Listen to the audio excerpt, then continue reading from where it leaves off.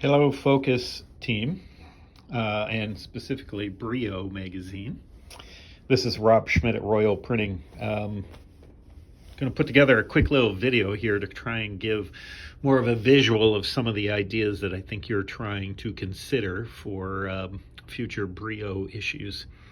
And I'm going to start out with this first piece here. This project has a double gate insert in it. It's a perfect bound book like Brio, and as you'll notice, this piece has to be designed short of the face trim because we would cut off anything that's folded here on the other side. So this opens up into a 4-page spread that goes to the left of the spine and then also rolls out open to the right of the spine.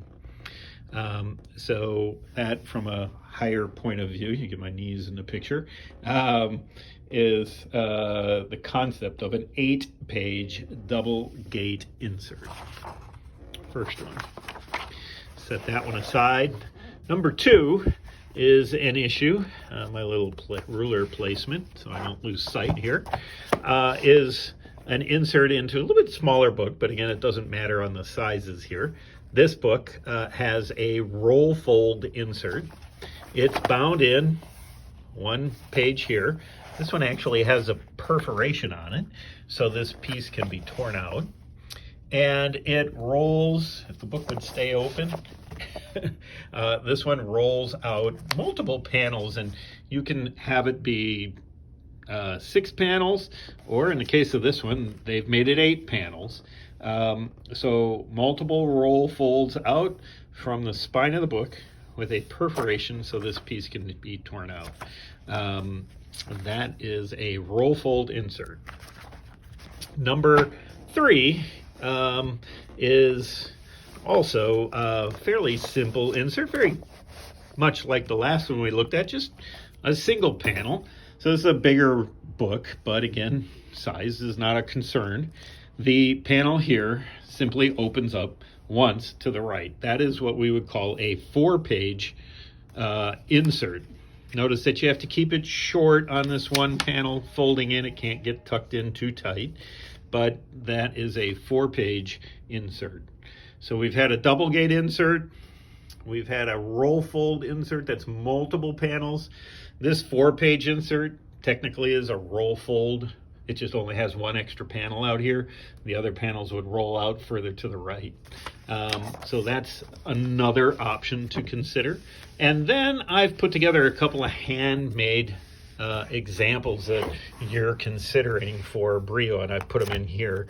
So one idea is to simply bind in a piece here on the inside that would be perforated with these dashed lines that I showed as an example there. And then that piece would come out with the perforations, and it would be kind of the dynamics of a poster once it's done, right? So you would have this 8-page poster concept, or I think we've talked about the idea of having wrapping paper for one of the examples or considerations. Again, that would bind in. It would have to be smaller than Brio, so we don't take trim off here that's folded edge and trim here. We could jog it down to the bottom, or my team may say that it has to jog to the top. I don't know that dynamic at this moment, but that is an option that we could consider. One of the other things I put together was this idea of you considering envelopes, or having the girls make envelopes. So in this scenario, it would simply be just an 8-page insert, and we'd run a perf on every page that would run on the press, as we can call that kind of a continuous perf on the press. And we should be able to create the dynamics that what would happen is if you perfed out the first 2-page, you would end up with another 2-page piece in there, and that would be able to be perfed out, and you'd have a third 2-page piece, and lastly a 4th 2-page piece, all bound in, all with that perforation along the spine, and then the ability for the readers to take out those individual pages and then be able to take a 2-page piece like this and